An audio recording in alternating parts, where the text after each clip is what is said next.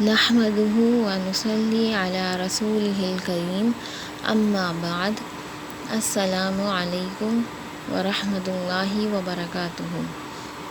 آج کا جو ہمارا عمل ہے وہ ان اسٹوڈنٹس کے لیے ہے جن کو سبق یاد کرنے میں بہت دشواری ہوتی ہے اور مشکل پیش آتی ہے۔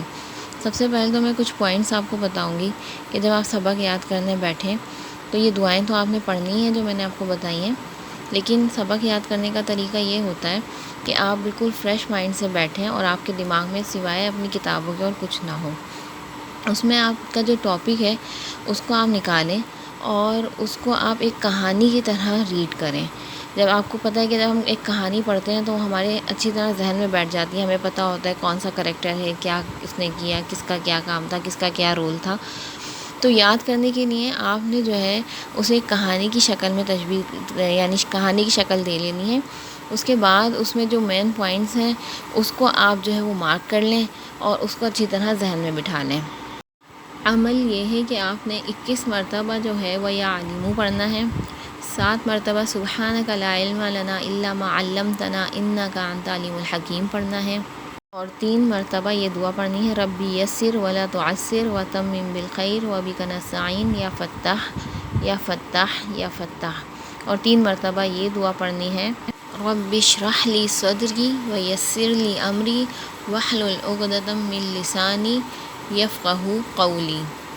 یہ سورہ طٰہٰ کی آیتیں ہیں۔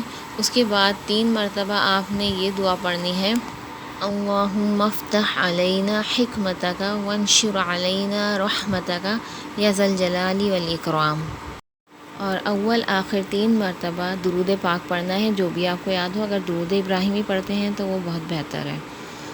اس کے علاوہ اس کو کیا کرنا ہے، آپ نے پڑھ کے اپنے اوپر بھی دم کرنا ہے، اور اگر آپ ایک پانی کی بوتل بنا لیں تو اچھا ہے، ورنہ 1 گلاس پانی پہ دم کر کے پئیں اور پڑھ کر بیٹھیں، اور اللہ تعالیٰ سے ساتھ میں دعا بھی کریں کہ اللہ پاک میرے یاد کرنے میں آسانی فرمائے۔